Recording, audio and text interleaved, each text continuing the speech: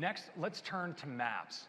We've continued to invest heavily in maps, and the improvements are really awesome. We're seeing 5 billion user requests per week. Usage on iOS is 3.5 times higher than for the next leading mapping app.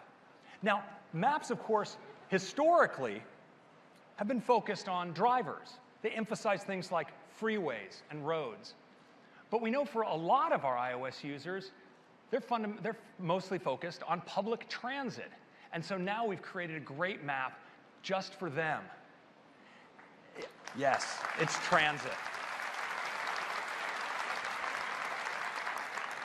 With transit, we provide a map that emphasizes all of the different transit lines, buses and trains, subway stations, and so forth. And when you tap on a station, you get to see all the lines that run through it with their departure times. And we do multimodal routing, using whether you're taking a train, a subway, a bus, or a ferry.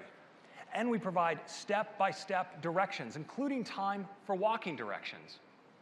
But we've taken special care to get the details right, the ones that matter with transit. For instance, if you take a subway station, like this one in Columbus Circle in New York, it's not just a point on a map. If you look closer, it's actually an enormous underground structure spanning many city blocks. And so we carefully surveyed all of the entrances and exits so that we could give you walking directions based on the time to travel from where you actually are.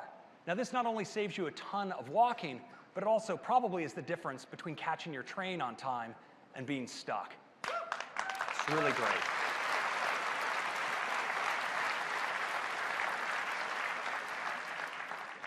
Now, we've taught Siri all about transit, so it's effortless to ask Siri for directions. And we're going to be rolling maps out, transit, starting with these cities across the world, and with these and 300 more in China.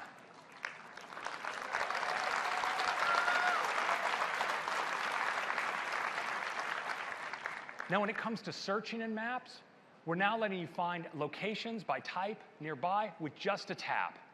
And when you find a location you're interested in, the card will tell you right away, right there in the bottom, whether they support Apple Pay. Support those Apple Pay merchants. Maps is great on iPhone and iPad, and of course, the Mac as well. And that is Maps.